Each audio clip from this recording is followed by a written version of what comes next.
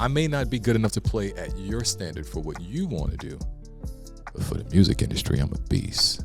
You had been training for this since you were 7 years old. The girls called one day and said, where you at? I said, I'm in the studio. They said, well, we're trying to get there ASAP because Prince is on his way to come see you. He's getting shot up over here from my hero. I literally have chills.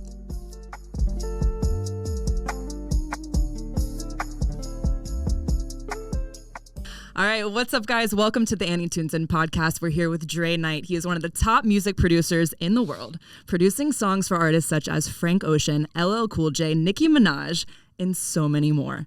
I'm excited to have you on today's podcast. How are you? I'm doing fantastic, and thank you for having me, Annie. Of course. I'm excited to get into this. I know you have a crazy upbringing, which I'm really excited to hear about. So let's start from the beginning. I want to hear a little bit about your background and how you got started in music. You know, music was a part of everything when I was growing up. I was given up for adoption the day I was born, and I was raised in Brooklyn. And during the early 1980s, everything was music related, meaning that on our blocks, we were sitting on the stoop listening to the radio. It was literally the soundtrack of my life, and music videos were introduced in the early 80s, and it became a fabric of everything that we did. All we did was watch music videos and listen to the radio. So all I wanted to do was that. And when I was about 7, I saw Prince in Purple Rain. Mm-hmm. And out of all the guys that they played on MTV, he was the only one I thought I resembled a little bit. So I was fascinated, and I wanted to do just that. So I taught myself how to play keys by watching Purple Rain at age 7. Age 7, wow. Yeah, and that would be a thing that would continue on and just continue to grow. And so everything that I would listen to, I would go back and play on keyboards. And I didn't know I was training my ear. And the songs that played on the radio at the time was Quincy Jones and Michael Jackson and Stevie Wonder and Prince. So I'm training my ear to arguably some of the greatest music that was ever made by, bona fide geniuses. So you weren't the kid that was out on the streets playing sports. You were inside on the keyboard learning songs. Well, both. When I wasn't playing keys inside, I was playing basketball. Basketball was life. Basketball is still life, even at this age, right? I always loved the hoop, and I loved that music and sports always were the things that brought people together.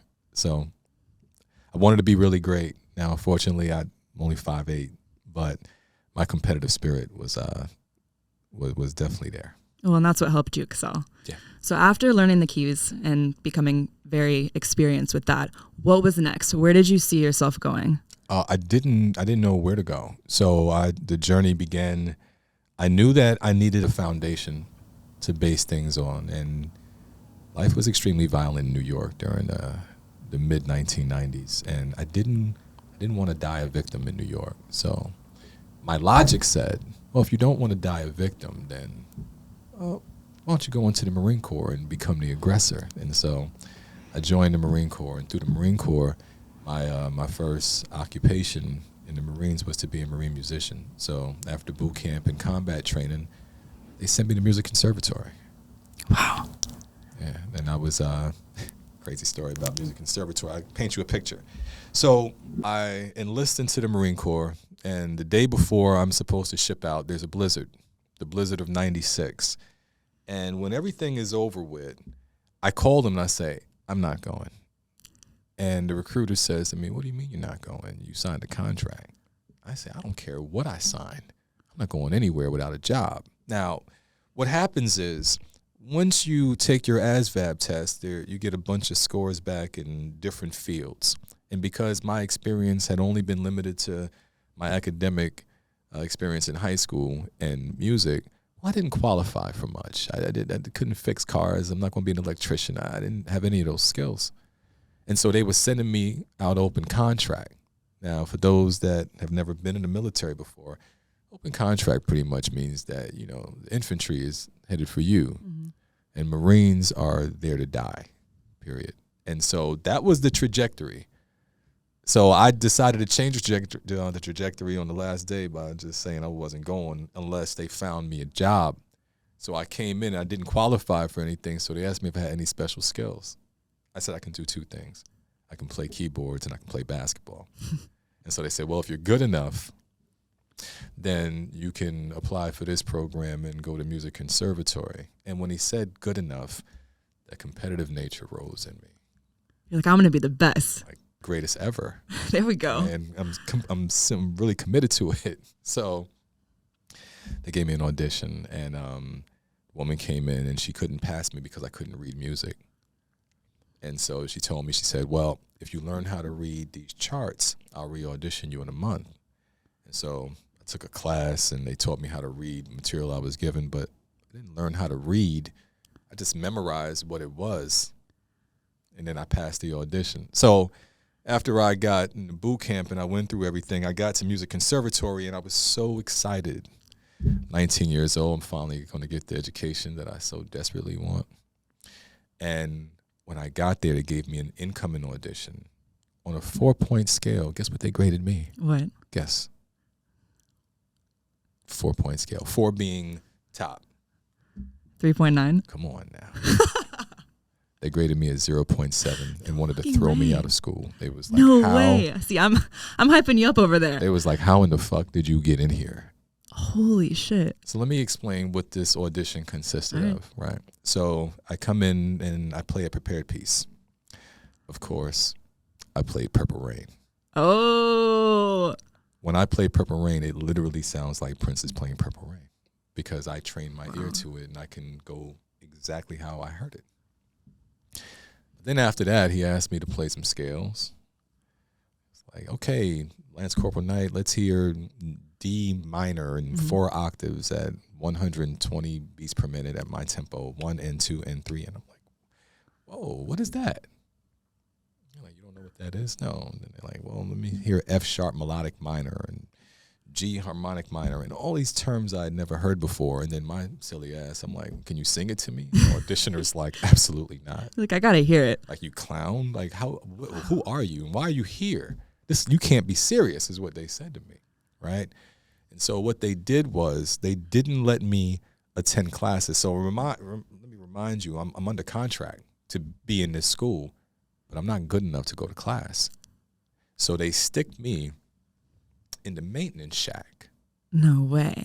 Yeah, where I'm there to simply polish doorknobs, mop floors, and when the band would practice, they would give me an orange road guard vest, and I had to watch traffic. Holy crap! That was me. That was my job. I mean, they called me shitbird. They would, it was. They thought it was tough, but what they made available to me were the practice rooms and library. So after I had been in this maintenance shack for about 3 or 4 months while they were deciding what to do with me, they got to figure out either a new job or get rid of me. My day of reckoning had come. I had my academic review board, and it was the big table, bigger than here. And I remember it was all of the administration on one side. There's the senior chief of the Navy and all the heads, and they're disenrolling me. They're telling me, Lance Corporal Knight, we're so sorry. This is not your fault. You shouldn't have been admitted in the first place. They wanted to bring the woman that passed me up on charges of dereliction of duty because there's no way that I should have been allowed to be in this school. Wow. And when they were done, telling me that I wasn't good enough, they asked me if I had anything to say. I said yes, and I stood up and I said, gentlemen, ma'am, I am a musical genius. And if you allow me the opportunity to receive an education from this institution, I promise you'll be proud of the product you produce. I'm sold. And I sat down. And they kept me.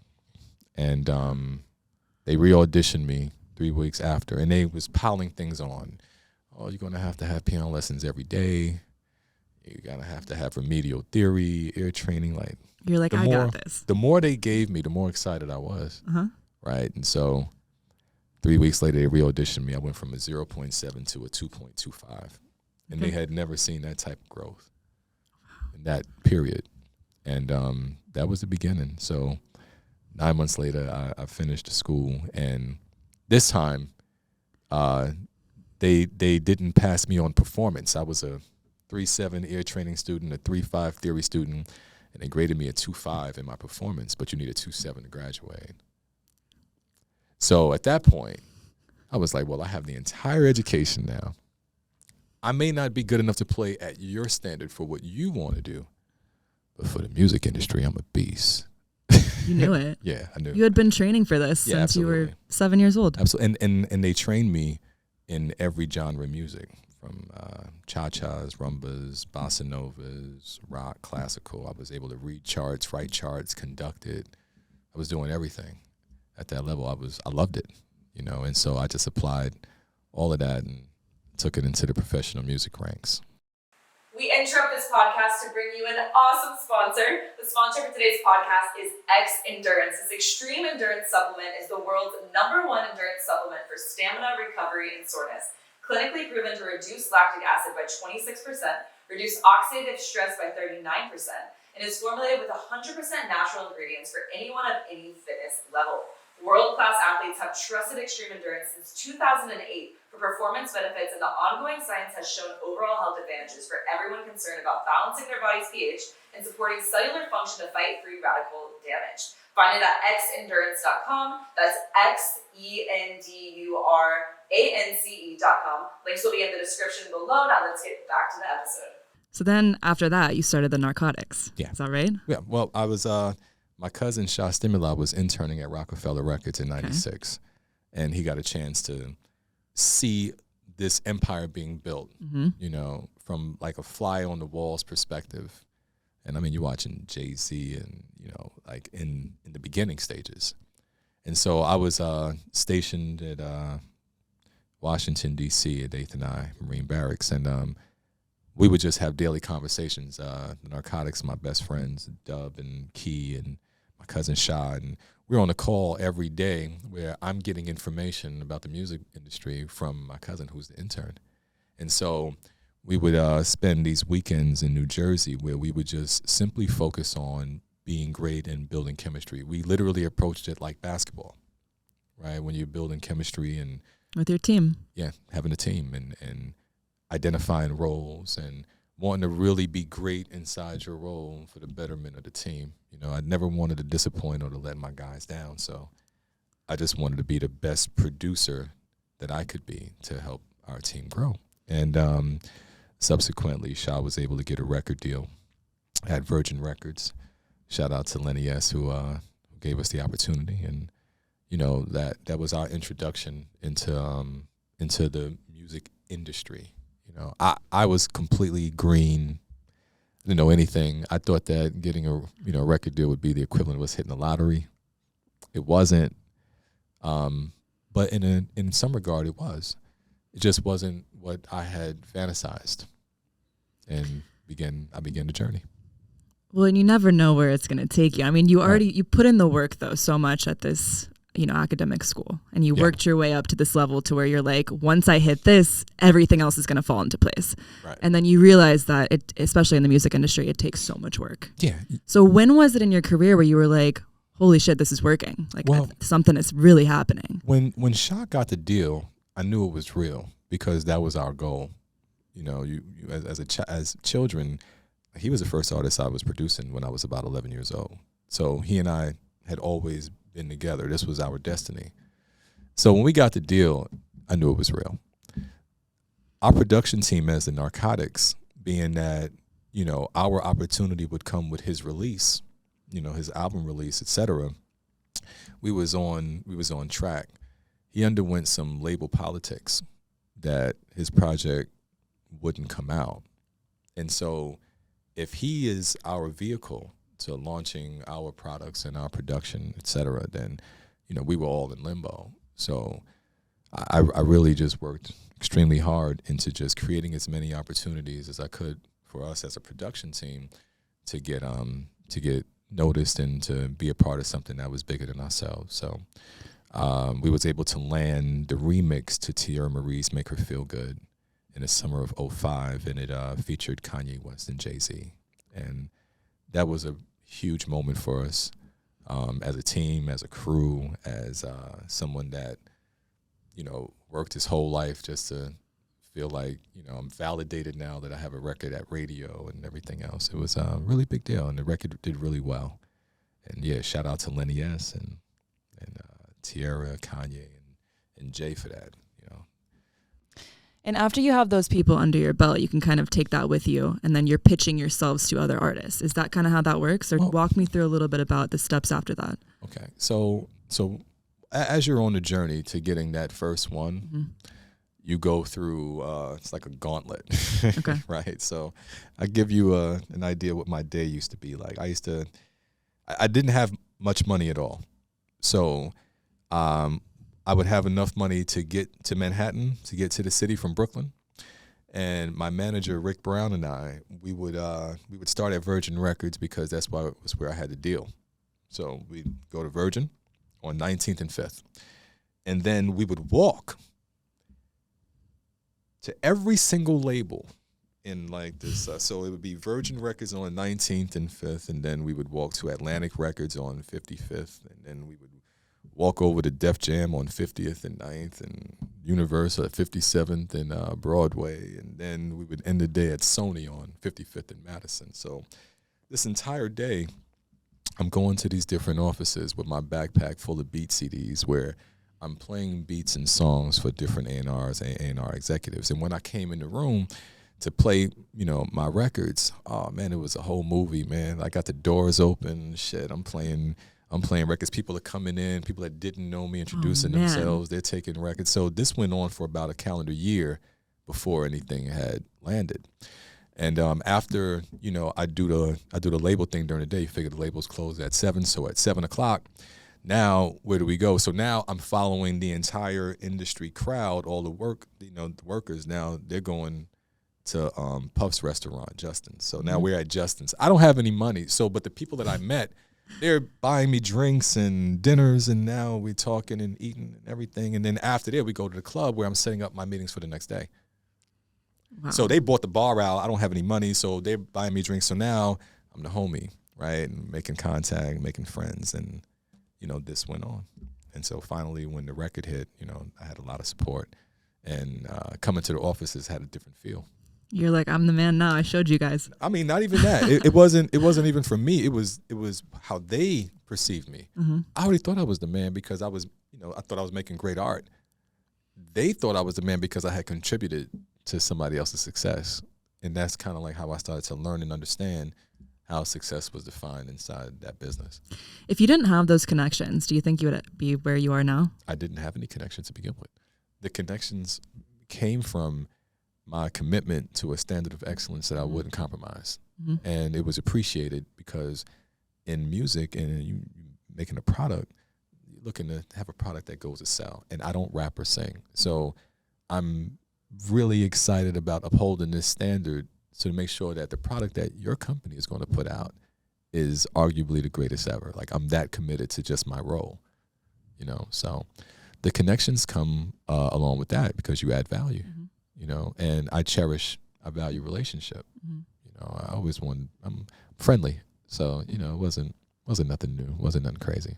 It's crazy when people look at someone that is successful now and they don't ever think about the story that brought them to where they are. Oh, so even just listening to you now, I'm like, you deserve this. Like you went through the ringer. Oh, yeah. Like you worked your way up from the bottom doing traffic, cleaning doorknobs. Like it's crazy. I enjoyed it. I love that. I enjoyed every minute of it. I mean, even when I was polishing doorknobs, I was like, this is going to be great for the story. Oh, wow. Absolutely. You knew it. Absolutely. You had this dream in your head from a very young age. I knew what it would take to be successful because I had seen examples of successful people. Playing basketball, I had watched Michael Jordan. I'm a Knicks fan. So I know what it's like to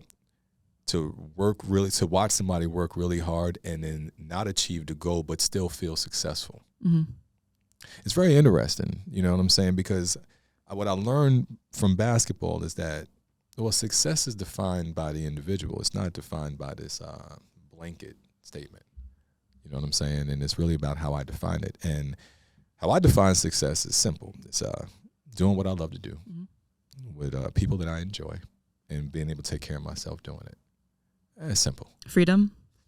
It provides freedom. So would you say you've reached the ultimate level of success now for yourself? I don't know. We're always evolving. Mm-hmm. Once you feel like you have reached that, it's over. I have new mountains to climb. I have still have dreams. It's not definitely not over. They're not the same dreams I had 20 years ago, but What's your biggest dream? to create something that's bigger than myself, that people can rely on, trust, and live through. Ultimately to impact culture. That's my Legacy. It comes. It definitely has legacy wrapped into it, but I think that I believe that there's a narrative that that I have that I believe could assist in just overall life and overall living. One is that love is the most powerful vibration in the world. I hear a lot about, mental illness, etc. I don't think we put enough on mental strength or intestinal fortitude. And I'm living proof that, I'm only here through heart, will, determination, and mental strength. Mm-hmm. Do you feel like every day you wake up and you feel like extremely grateful and you're just very excited for the day? Some days are harder than the others, to be honest. I'm human. I think that's what I compete with, is I compete with what I know I'm capable of every day, right? So, yes, there are some days where I'm extremely grateful, where I'm like, wow, look at the road that I just traveled. It's pretty incredible. Other days, I can be frustrated about not being able to figure out how I can do more to achieve more, or how can I motivate people around me so that we can create something more impactful. So it's an ongoing journey, and then the journey has no destination, right? So it just continues to go. That's true. Right. So when you've dealt with, times in your head where mentally you're kind of struggling, right? What are some things that you do to help yourself through that? I listen to a lot of Coach K. Okay. Formerly at Duke University. Mm-hmm. I listen to Pat Riley. Mm-hmm. I listen to Ray Dalio. I even listen to Damon Dash. Nice. Who I believe he reminds me of a lot of officers that I had in the Marine Corps, especially generals. They don't tell you necessarily tactfully the way you may wish you heard it, but the impact is resounding, and I always took that away from him. Even, back in the days during the Rockefeller days, when, I would happen to be around, or later on when we got a chance to interact a little bit, I really took a lot away from that. So, the days that I'm struggling, I go back and I just listen to folks that I admire and listen to how they, overcame certain challenges. Mm-hmm. Well, because it is tough in this industry, like what we said. Has there been times where you just want to quit completely and you're like, I don't want to do this anymore? Never. No, I never. I never even thought of it. Quitting is. It's part of you. Yeah, it's like, what am I quitting and doing? What I'm going to do? You know what I'm saying? This is life. I'm a lifer. Yeah. There's been times that I've been frustrated. Things didn't necessarily go according to plan, but I knew that I had to just devise a new plan, a new strategy. It may be time to reinvent or to reshift the focus, but quitting, no. Okay. So I want to talk a little bit about these artists that you've worked with, because it's super interesting to me. Right. So I know that you worked with Frank Ocean on Acura Inner Girl, and it landed a #1 spot on the Billboard charts. Yeah. Did you think that this was going to happen? No. What was your reaction? Surprised. So with Frank Ocean, Frank was he was known in our circles as a great writer, and he had been writing with a lot of different production teams that I was really cool with. Midi Mafia was one of them, especially, and they would always talk about him. And then we had a friend named was Lisi. Lisi would always tell me, Dre, I got to get you and Lonnie together. I was living in Malibu at the time, and he comes by, and he's kind of quiet, kind of shy. But as we started sharing ideas musically, instant connection. It was like we could pretty much finish each other's musical sentences. Wow. And so there was a piece that I had done. It was a full track, It was actually a record. It was an instrumental of a record that we had written for Justin Bieber. Okay. And I didn't play the song. I just played the music. And the intro of it, he asked me if I could loop it for him. And instead of looping it, I just replayed it. It was a common piece that I would play a lot, with my friends and everything. And he wrote to it. I left him alone for about a half hour. Half hour came back. I said, Lonnie, what you got? He sings to me, Acura Inner Girl. I don't know what he's talking about in this record at all. And he asked me what I thought. And I said, it's absolutely amazing. And as a producer, I figured that I may not catch it on first listen, but I'm going to have time to go back later on. And no matter what, I can fix anything, fill in different spots. And then one of my great friends, she's like my sister, Tish Hyman. she's there also, and she was my writer. That's my heart. That's my go-to. And so she was, very protective of the folks that came around and wrote with me. And so she obliterated the song. She was like, No way. this song is trash. Oh, man. And she tells him the song is trash. And he's like, you told me this was good. What are you talking No, about? not at all, man. He was just like, I'm out of here. Oh, God. He was like, I'm out of here. I'm like, well, where are you going? He's like, nah, she kind of like messed up the vibe, Oh. and I'm out. And then he says to me before he leaves, he says, I really like this song. You mind if I use this? I'm like, that's why we doing it, bro. Of course I want you to use it, And then I'm looking at Tish. I'm like, Tish, why would you tell that boy that? You don't tell nobody that. Tish like, I don't care. It's trash. Just brutally honest. Brutally.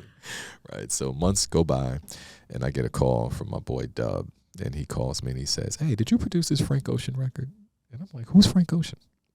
And he sends me a link.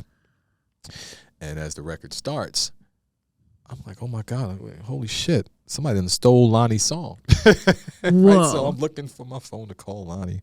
And as the video plays, I'm like, wait a second. That's Lonnie. Lonnie's Frank Ocean. Oh, okay. I get it. And then the video that he shot, it took him through Malibu. Right? And I thought it was really dope, the way that he had done. I wish that he would have called me before so that we can prepare it properly. But it had over 1 million views day one as soon as it dropped. And he had a lot of frustration with his label at Def Jam. He didn't feel like they were doing anything with him. And when we did that record and it had that kind of response, they, posted it on their website. They started really putting some traction behind it. And, Frank Ocean was born. Wow. This is a crazy story. And then you kept working with him a little bit more. I know that. Well, we didn't get a chance necessarily to work. We planned on it, but his career took off, and it turned into what it turned into. The great thing about him, and I always say it, man, is that he's necessary. He's so pure of an artist, that it was a pleasure. It was a pleasure getting to know him a little bit. It was a pleasure, being a part of that, and then, no matter what, as long as we live, there's something that we created together. Yeah. And that means a lot. And not only was a thing that we created together important, it also birthed all these different versions of it, from Wiz Khalifa and August Alsina and K. Michelle and Chameleonaire, and hundreds of thousands of covers online that I've seen over the years, and piano tutorials. Like, I thought it was awesome that people were teaching other people how to play the piano like me, after I started teaching myself how to play the piano by watching Prince. That's impact. I thought that was the thing that actually meant the most to me. Wow. As a human. It was like, well, that's what I came for. I wanted to achieve that feeling. When it comes to making tracks, are you constantly creating and you have tracks lined up and you kind of work with the artist and see which one fits best, or how does that process work behind the scenes? I stay in a state of creativity. Creativity, mine anyway, it comes from my emotion, how I'm feeling, how I connect. So I'll wake up and then I'll start playing and I'll create. When I meet with an artist, sometimes I'll play things that I feel fit in the color scheme, the color spectrum of, where they're at. Most times I'm inspired by them, and I just want to create from scratch with them in front of me. And now we're collaborating. Now we're building this thing together. And my role is to help them tell the story sonically, and make it as beautiful as possible, or as whatever the mood is. It's my job to paint the mood. Have there been a lot of failed tracks that you've had to throw out? I don't think there's anything. It's never a failed track. What it is it's art, right? Yeah. So there may be art that that the timing isn't right on it, and the common phrase that we hear is that you're ahead of your time, and that's because things that I may hear, or the genres that I may fuse together, well, it may not be ready for that in the marketplace yet. So like I have music that I go back now that I got coming out that I did like 10, 15 years ago. You keep it on hold for that long? Everything is in the vault. Wow. And music is never old because it's lyric melody, it's pianos, guitar. So, and whatever that may sound dated, you just revamp in production. Depending on the times. Depending on the time. All right. So what your inspiration before I know came about with Prince, when you started creating music, how has your inspiration changed from then to now? Yeah, it moved, it shifted from not just the musicianship and that level of creativity to it moved into the entrepreneur space and how that's built out.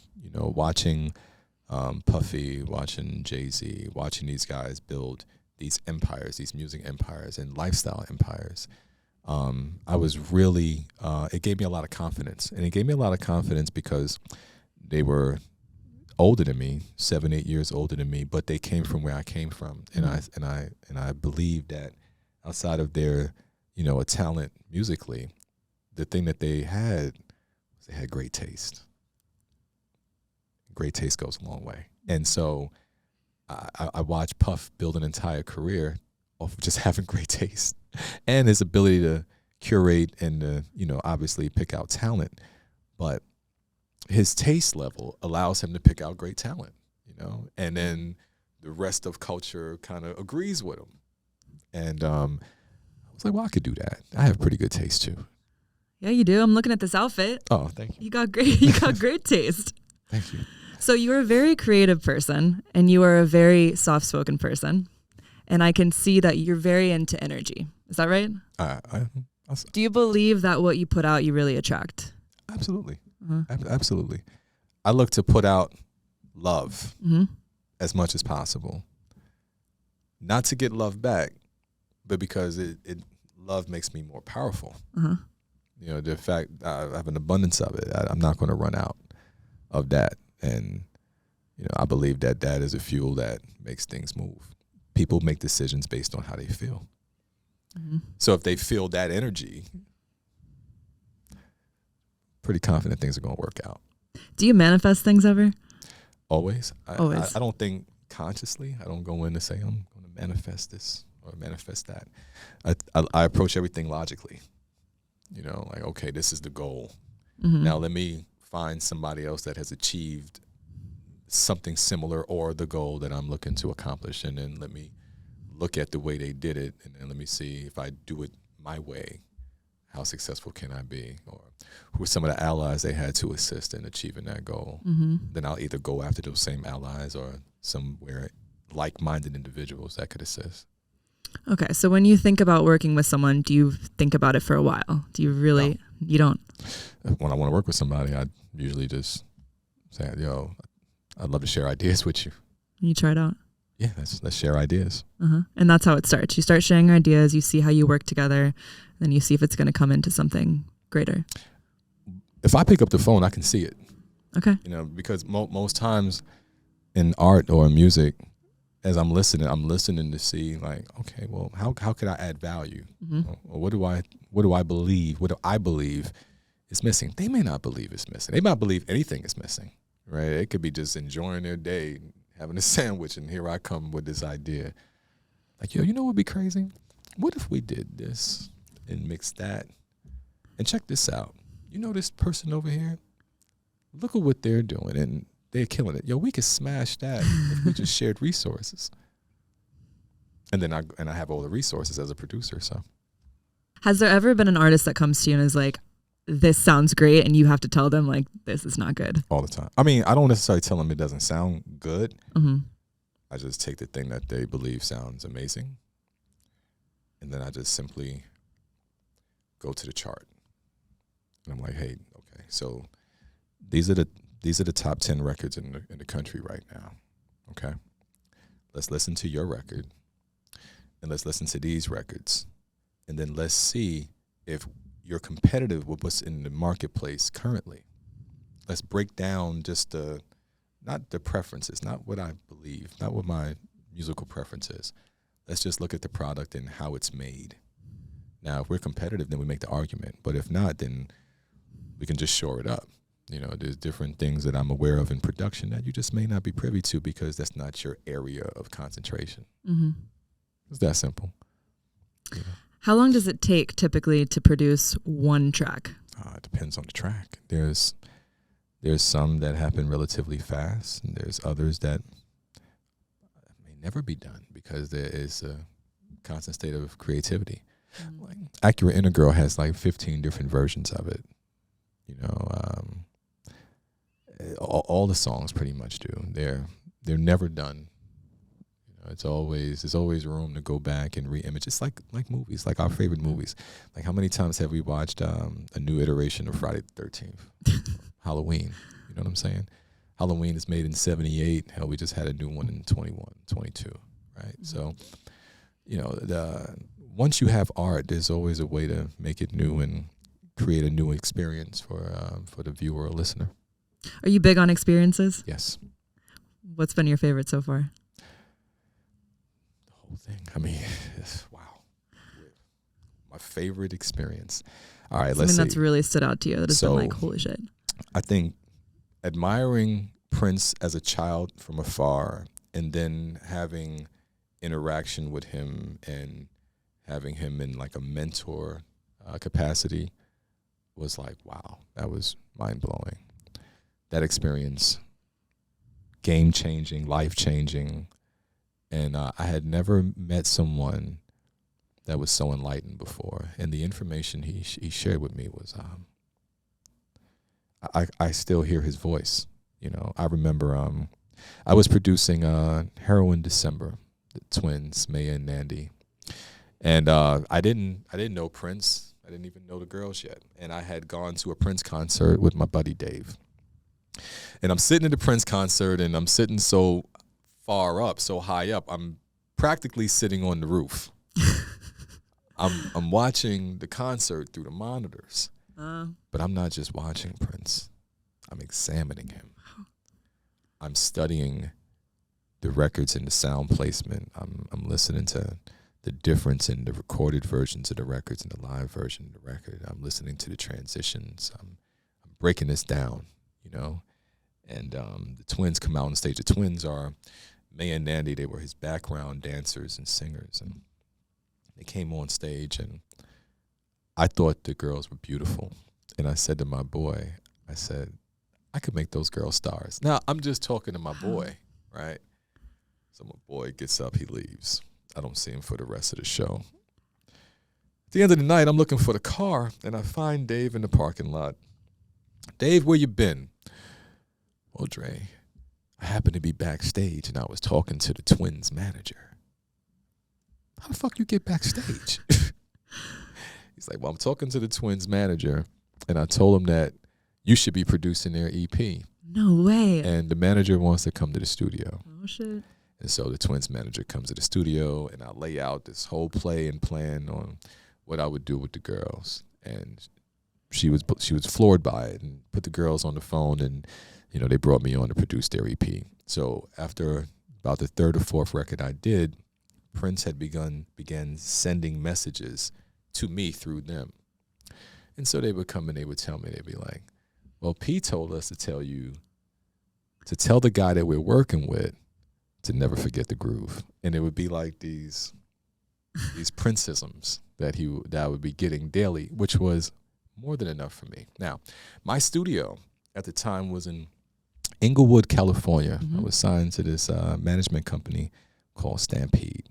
And Stampede had been really working hard to find me as much work as possible. And the studio was in Inglewood, California. It was in the hood, safe to say. And the girls called one day and said, where you at? I said, I'm in the studio. They said, well, we're trying to get there ASAP because Prince is on his way to come see you. No. In the hood. Prince in the hood. Prince in the hood. Yeah, Prince is on his way to come see you. So it says, anybody in the studio with you? I'm like, well, it's just me, my engineer, my writer homegirl, Selena, and that's it. He said, well, good. We're going to rush down there to try and set the room up because he's funny. And if the energy is off, he'll leave. I'm like, well, cool. It's just me, Now, my studio was maybe the size of this room. Okay. But we have a lot of equipment and couches and whatnot, so it makes it even more tight. Mm-hmm. All right, so as I'm preparing and I go outside, I'm just looking at the street and I'm just imagining, I'm like, Prince could walk in at any moment. This is crazy. Come back inside, I hear this loud ass noise from the back. And I go to the back of the studio, and there is the artist I'm producing. His name is Dre. So it's Dre. There's his girlfriend. There's his 3 sisters. There's Julius Holiday, producer. There's their friend that's very loud. And then there's a blind dog. It's very loud. A blind dog. Okay. That's just going to be there. Random. This blind, he's running into walls, all kinds of shit. So I run to the back, see what the hell's going on.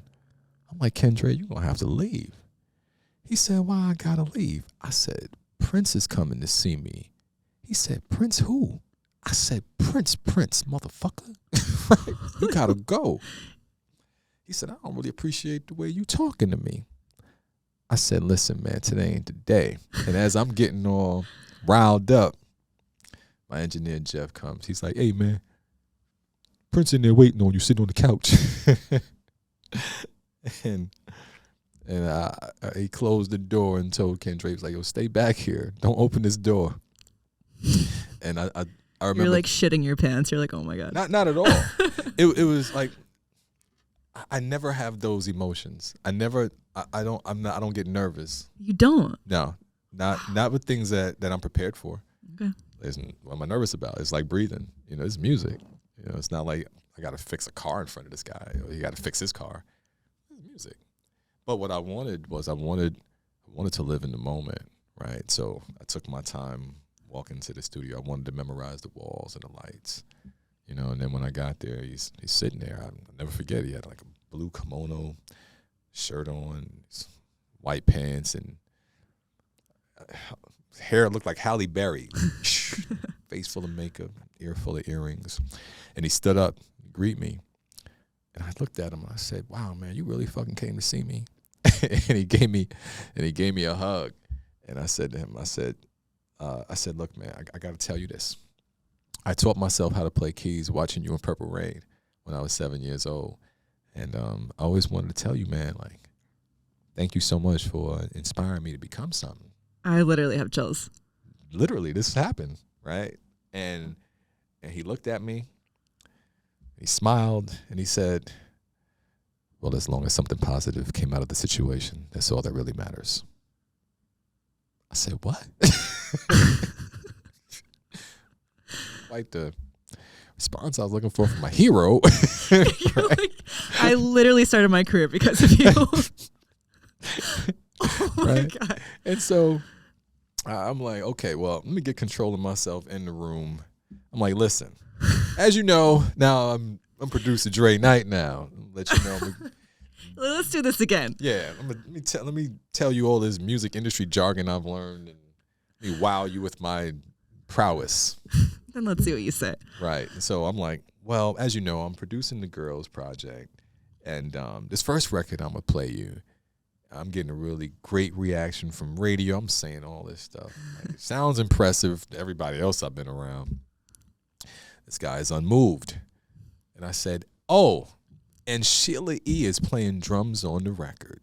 Now, for everybody else, that's a mic drop. Prince looks at me and says, Sheila play on anything. Wow. Another shot. Pow. getting shot up over here from my hero. So the way the room was situated, let's say that this is the room, my console is here, the computer is where you're at, the couch is right here. I got the twins situated. He's sitting here on the couch. So everyone's listening to this. We're all together. Wow. Like the room is, we're like this in this room, right? As he's killing me. Right? Yeah. And so I played a record. The record is about 3.5 minutes long. And Prince is sitting with his legs crossed, and he's not moving a muscle. That's what I would expect. I mean, this brother didn't even blink for about 3.5 minutes. You're like watching his eyes. You're like, what is he thinking? I'm not looking at. I can see him through my peripheral. Okay. It's uncomfortable. I'm staring at him. Right? So I'm looking at the computer screen, but he's right here. You're like, what? So I can see him not moving. So when the song was over, I said, Prince, what you think? And he says, well, you should know I'm not a very good judge of music. What? I said, well, how did it make you feel, Prince? Oh, it felt good. I'm thinking to myself, he ain't like my song. I just turned my chair around and just played song number 2. I didn't say anything to him. I didn't tell him what it was about. I didn't give him no backstory, nothing. Next. I just played the record. The record is 4 minutes long. Mm-hmm. It's a song called Target Practice. I'm playing keys and the girls are singing their hearts out. And about 15 seconds into the song, through my peripheral vision, I see that brother close his eyes, start doing this shit here. You're like, this is what I wanted. Man, I was like, I got this motherfucker now. Hell yeah. That was all I could think. And then when the song was over, I faced him and I said, what do you think about the song, Prince? And he said, now I like that. I like that a lot. He said, you know why the first song didn't move me as much? I said, no, why, Prince? He said, because it sounded like you could have given that to anybody. It sounded like you could have tried to give that to Katy Perry or Pink, but not as good. I don't understand why you do what you do. And I said, I'm thinking to myself, you must have forgot where you came from, bro. As a producer, I get these lists from these labels that tell me the projects that's open with a description. A record that sounds like this mixed with that. A record that sounds like that mixed with this. And I'm telling him, I'm like, if I don't do that, I don't get paid. I got a son in high school right now, I said, I'm trying to get to where you at. I'm trying to become creatively free. And he looked at me again and he said, the table you want to sit at, you don't have to try to sit at. Just grab your chair. Holy shit. Whoa. And that began the re-education. That's what you wanted to hear. Right. I didn't know what I needed to hear. But when he said it, I knew that was the key. And my new education began after that statement, and the hours that we spent after that was all connected to making sure that I understood the role that I play in my own life, and not this fantasy I had created with seeking out the master and the validation. What I was looking for was internally. And once I really became confident in who I was as both a human and as a musician, well, everything else would flow. I never walked into another record label. I was like, I get it. I have to build it. And that's what I began working on from that day. How long did it take you to know exactly who you were? I'm still on the journey. Being an adopted person is, it's interesting, right? I knew that I was adopted when I was 5, so it wasn't a secret. I didn't have to figure out how I was going to cope with it. I always knew. But while I knew I was adopted, I didn't have an identity per se, because I didn't know where I came from. I didn't have anybody that looked like me to kind of like I guess, nurture my nature. My adopted parents, who I love, man, the greatest parents ever, to be honest with you. They gave me everything that they could give me. They just couldn't provide me with that. So I use a lot of television to kind of fill those voids. A lot of television shows dealt with adoption issues, whether it was Different Strokes with Arnold and Willis Jackson, whether it was Webster, or even Superman. Superman's adopted.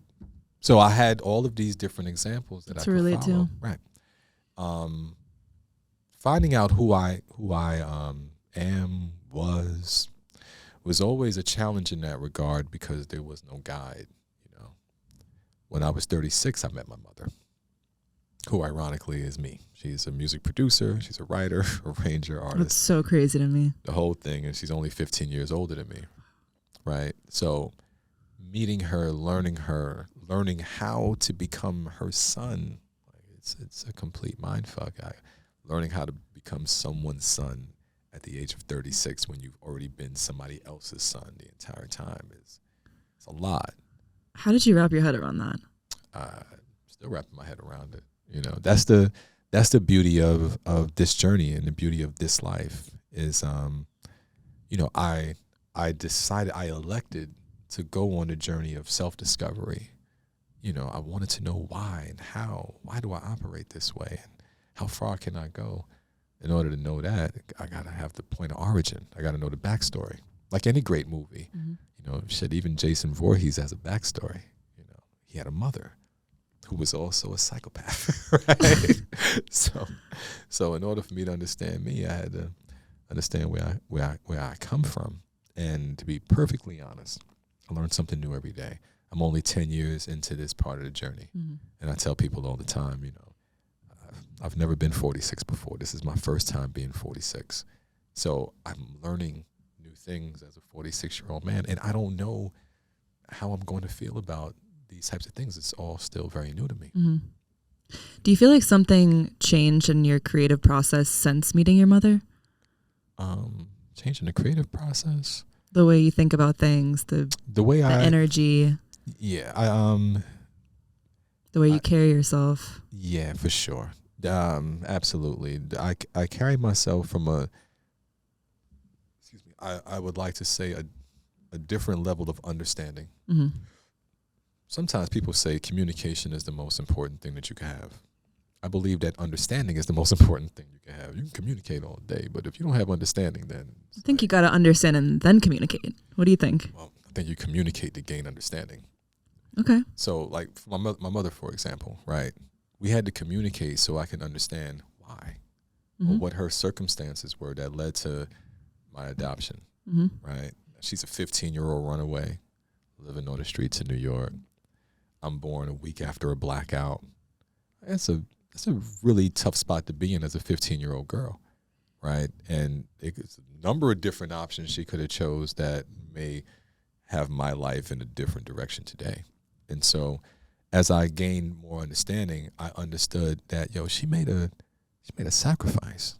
And by her giving up the ultimate sacrifice, I'm going to deliver a baby, and then I'm going to give this baby up for adoption so that another family can be a family. That's kind of selfless, And as I gained understanding, I was like, wow, man, like this woman is brave. I don't know if I could have had that same kind of heart, Wow. And you're close with her now. I'm close with all of them. Good. My mother is like my artist now, kind of. I love that. Overseeing her project and her musical So cool. career. She's like turning the clock back. That's wild to me how you guys are doing the same thing. Yeah. It's just wild. Yeah, and she loves being in front of the camera. She loves the mic. Aww. So she's not like your typical traditional mom. My mother's a rock star. Hell yeah. Yeah, I may be soft-spoken, but she's not. She's the other side of me. I was going to say that. Yeah. She's the other half. Yeah, and I know you're working on some new things now. Yeah. Right? Tell me about that a little bit. I have a number of things. Okay. So today I own and operate a company called The Gem Factory. It's a full-service production company. We moved from LA to Miami. House a number of artists and projects that I'm super proud of and excited about. since I've been in Miami, I've been able to work with a lot of emerging artists, which kind of brings me back to my roots from the things I did either with, say, Frank Ocean or even Drake to a degree. But, you know, Third World Dawn, Justin Love, these guys mean a lot to me. The type of work that they put in, the commitment is there.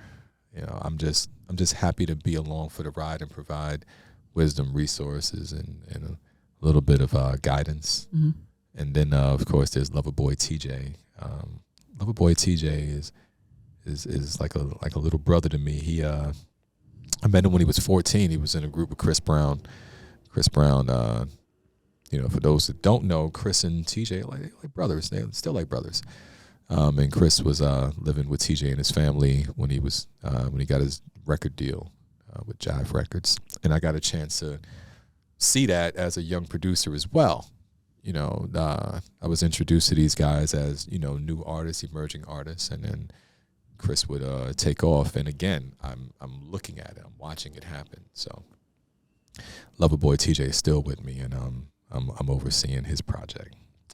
And then there's a host of other artists that I'm preparing. And in my own solo artist career, as an instrumental artist, nice.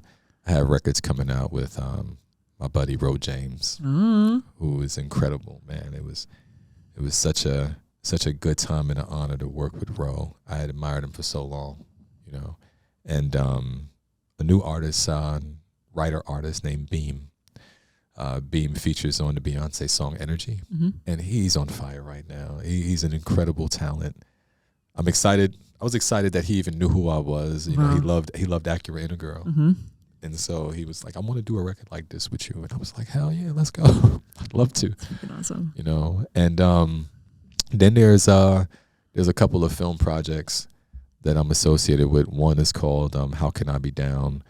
And it's brought to you by Sha Stimuli, my cousin, and my brother in the Narcotics, Ian Hayward. And these guys pretty much immortalized our journey getting into the music business. So the story I told you guys about, you know, in the beginning of how we did it, with Sha being an intern and then an artist and getting a deal at Virgin, they created a pilot episode of what that was like in 2002. So it's a period piece, and it's getting a lot of recognition, and we're hoping that it gets picked up. But those guys did a phenomenal job, and Sha wrote it with Dub, and they oversaw the entire production. And me, I kind of like stepped back, way too close to it.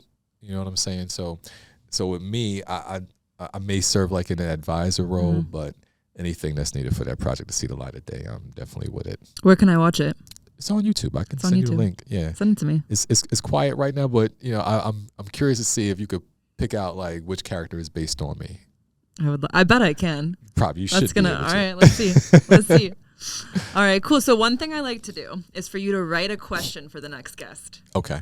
All right. So you don't know who the next guest is, right? But I'm gonna have you write a question. Okay. Tell me what it is. It can be anything. Okay. Yeah. Let me see your pen. Yeah. I'll write it down.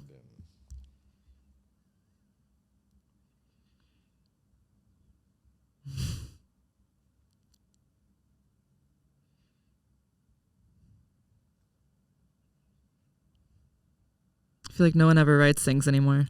Yeah, I'm always typing. I haven't written in a long time. All right, let's see what you wrote. How do you define success? I like it. And I like your answer too. Awesome. All right, and where can they find you if they want to follow along more? All right, Instagram, music, MUSIC by Dre Knight. And I think Facebook, you just type my name in. And that's pretty much it.